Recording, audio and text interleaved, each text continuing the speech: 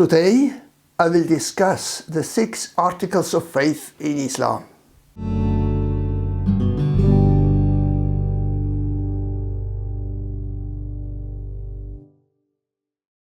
In my book, Ask Your Muslim Friend, you will find this topic in section 1.5.1. The following lecture is based on the teaching of the Sunni Muslims. Remember, more than 85% of all Muslims worldwide belong to the Sunni group.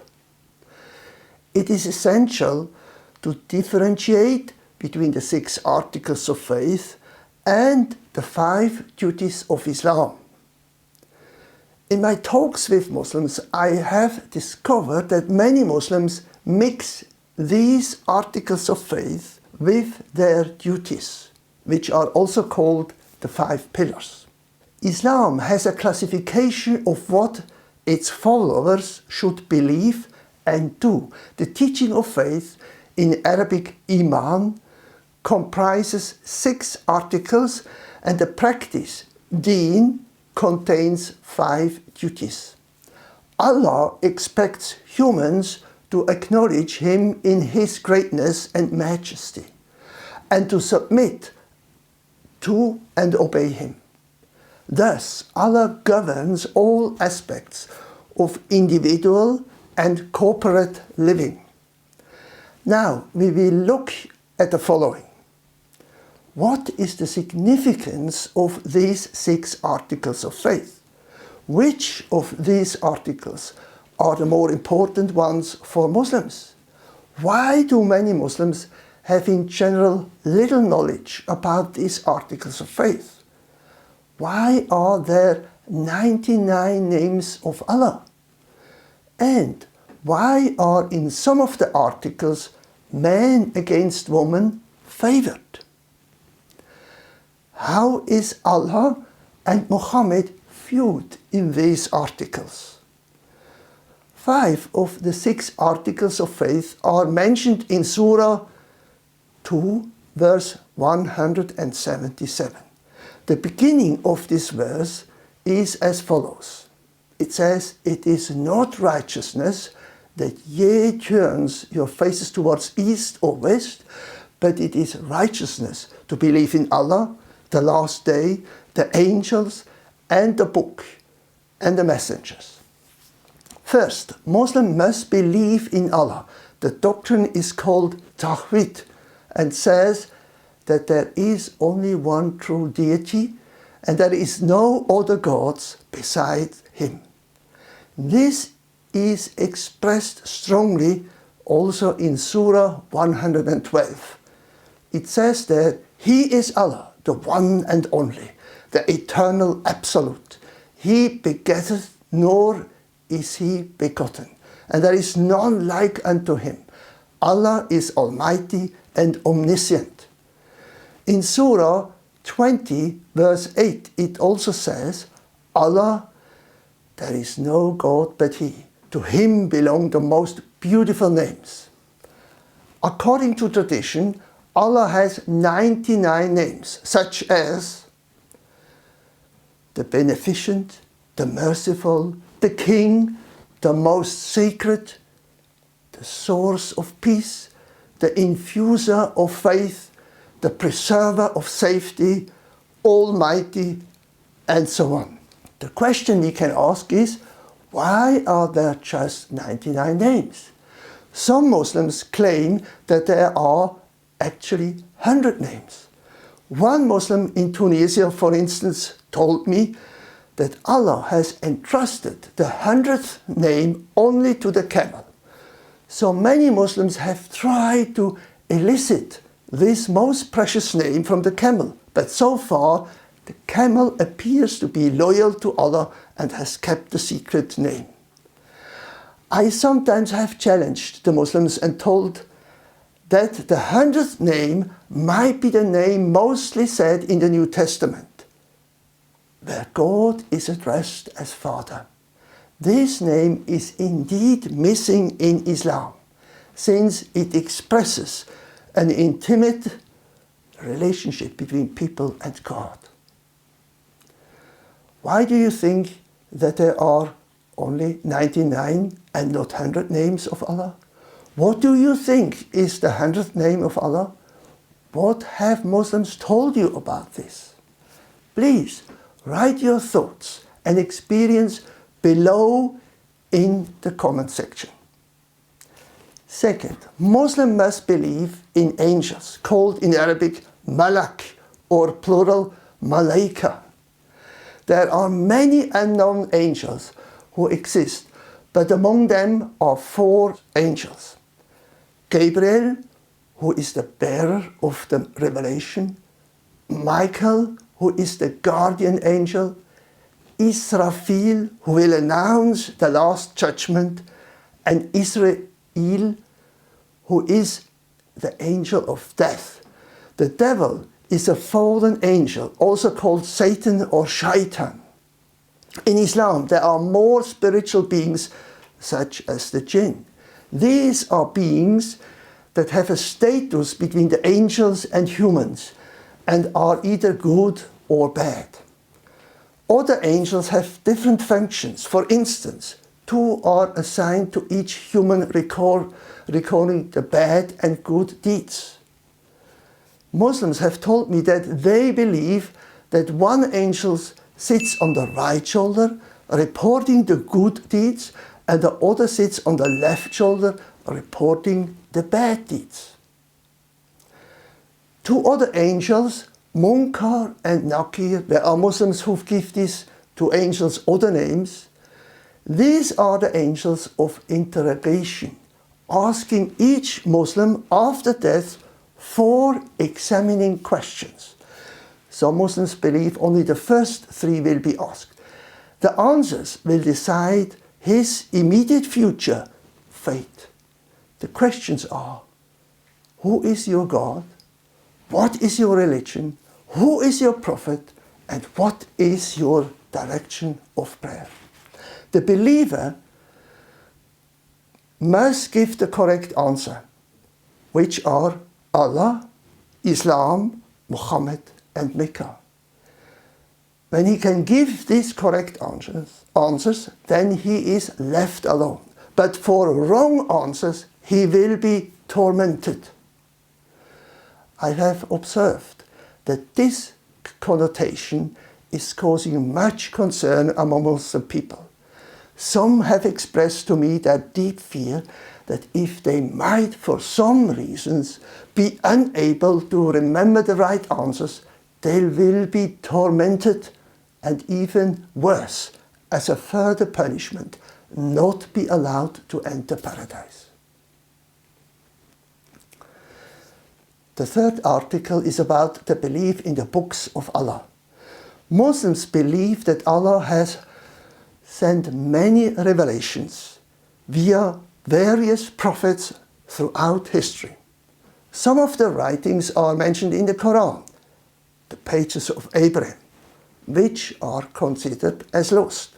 Then the Torah of Moses, David's Psalms, the Gospel, the Injil of Jesus, and, of course, the Quran of Muhammad.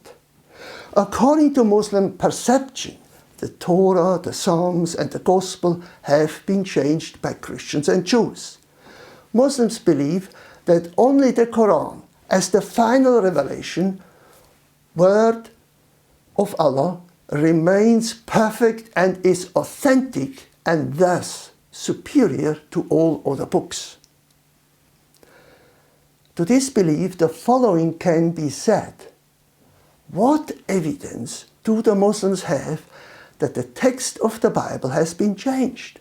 I have asked many Muslims, but so far no evidence has been produced. Secondly, is Allah not capable of protecting all of his revelations? If he has sent many different revelations and then they were allegedly changed, that it is also possible that the Quran has been changed. The fourth article of faith is the belief in the prophets. We read about this belief in Surah 35, verse 24. According to the Hadith, about 124,000 prophets have existed. The Quran, however, mentions only 25 prophets by name, and interestingly enough, 21 of whom are biblical characters. Dear friends, these facts shows again how much material the Quran borrows from the Bible. What is also important to say is that Islamic theology distinguishes between two types of prophets. First, it is called Nabi. This is a prophet who has received a revelation. Second type is Rasul. This is a prophet who has received a book of Allah and the task to pass it on to a specific people group. Muslims are proud to say that Muhammad is both a Nabi and a Rasul, since he has received a revelation and a book, the Quran. But we must also add that other prophets also received a revelation and a book, like Moses, David, and Jesus. In addition, often Muslims share with me that Muhammad was the last prophet and that his message is concluding and perfect, replacing all former revelations.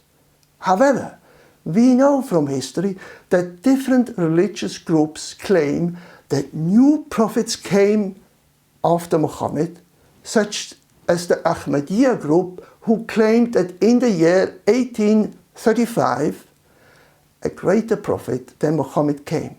His name is Mirza Ghulam Ahmad, and he is also the founder of this new Islamic group.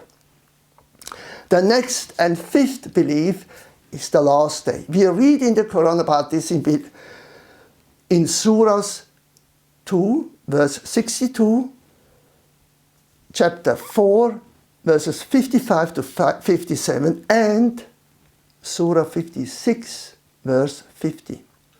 This is the day of judgment and resurrection. Allah will then decide, based on the deeds performed of each Muslim, who is going to paradise and who is going to hell. Paradise is seen mainly by men only as a place of sensual pleasures. Men lie on soft couches and drink wine served by heavenly virgins. These virgins, who are ladies not from earth, but specifically created by Allah, fulfill all the desires of men. Each man is allowed to marry as many of these beautiful virgins as he likes. On the other hand, a hadith says that most women on earth go to hell. When we look at these declarations, we realize once more that Islam is unjust. Men are in advantage and women are treated unjustly. In addition, Muslim scholars disagree on whether hell is temporary or final. The Quran gives no consistent teaching. In Surah 74, verses 26 to 30, hell is described as final. But in Surah 19, verses 71 to 72, hell is described as temporary. The sixth and last article of faith is the belief in predestination. The question of the degree of human free will versus the predestination by Allah of man's destiny is heavily disputed among Muslim scholars.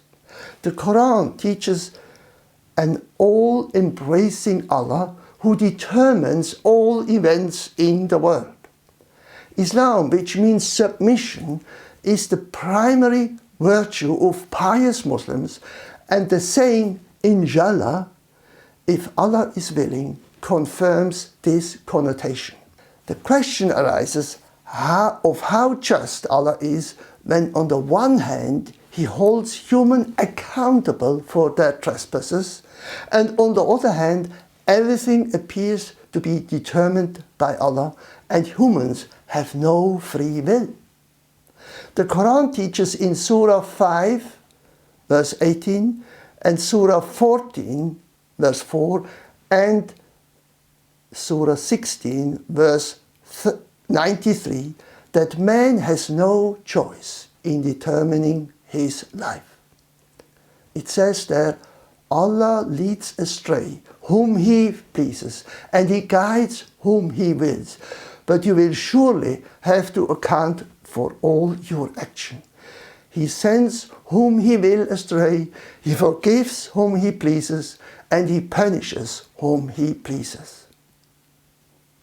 In my meetings with Muslims, I have often observed how they willingly submit to Allah, who appears to act arbitrarily. Allah does not commit Himself to any covenant or promises. On the contrary, Allah will decide spontaneously and without giving any explanations. One hadith confirms this motion in no uncertain terms. When He creates a servant for hell, He keeps him engaged in the actions of the inmates of hell till he dies. Verily, Allah has fixed the very portion of adultery which a man will indulge in and which he of necessity must commit. One Muslim told me the following, which again confirms this doctrine. He said to me, I will go to hell since Allah has determined this for me. All my life I've committed evil things. I've killed 3 people, cheated and lied to many friends, and stolen many things. But I can do nothing about this, since Allah has determined this for me. Dear friends, this is a disastrous view of life. How can we help such a person? I listened to this person and explained to him the hope that Jesus Christ gives in His message of salvation. Dear friends, thank you for your interest in the teaching of Islam, especially the 6 articles of faith. Our approach to a fruitful interfaith dialogue between Christians and Muslims is to ask relevant questions. You can find all the information in my book, Ask Your Muslim Friend. To ask good questions, you must know some basics about Islam. To give good answers, you must know your Bible well. You can find more information in my book and download an ebook version for free on our website. If you find this lecture helpful, please don't forget to press the like button. Please check out my other lectures in this series. You can subscribe to this channel and receive regular updates with the newest videos and lectures about Islam and Christianity. If you have any specific question, you can write them in the comment and I will answer them. See you again soon. Good day and God bless you.